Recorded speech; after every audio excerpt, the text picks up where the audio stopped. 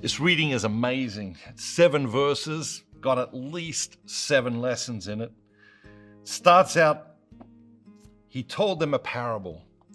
Can a blind man lead a blind man? Will they not both fall into a pit? Isn't that what we're seeing in our society in so many ways? Isn't that what we subscribe to in our society in so many ways? Who are you following? Who are you following? I think it's important for us to step back from time to time and say, okay, who's leading?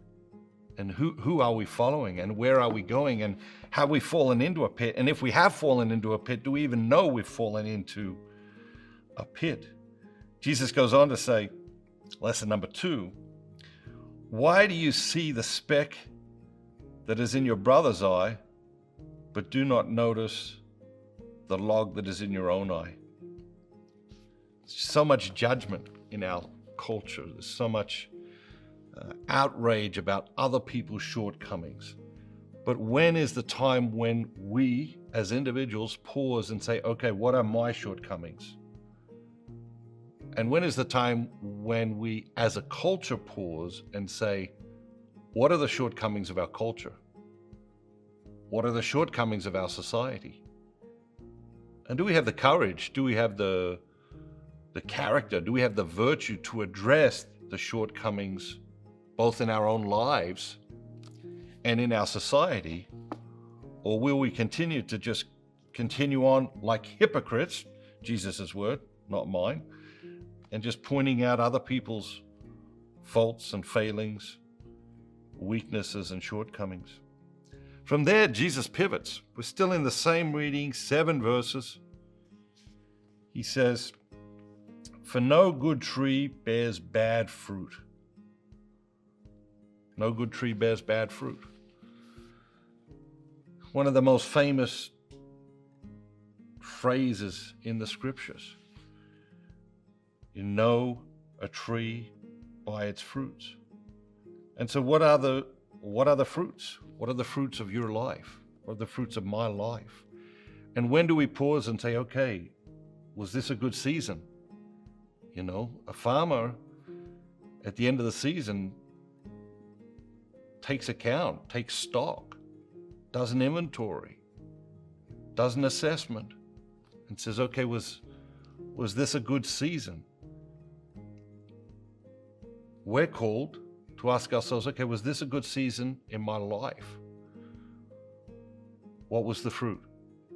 Was it good fruit? Was it bad fruit? Jesus goes on, continuing to talk about the tree, continuing to talk about how we are affected by this good and bad fruit, what the source of this good and bad fruit is. He says, the good man out of the good treasure of his heart produces good, and the evil man out of his evil treasure produces evil. So let me ask you, are you the good or the evil? Which one are you? It's so easy to adopt the binary approach, right? It's so easy to think, okay, I'm mostly the good one, so I must be the good one. The reality is we're both, right? The reality is sometimes we bring forth good fruit, sometimes we bring forth bad fruit. Sometimes we bring forth from the good treasure in our hearts, and sometimes we bring forth from the bad treasure in our hearts. And the fruit is according to how and when we bring it forth. But what gives me pause here, and I haven't noticed this before in this reading, and obviously it's one we read a lot, but just this phrase, the good treasure of his heart. The good man out of the good treasure of his heart produces good. What is the good treasure of your heart? And what are you doing to add to the good treasure of your heart?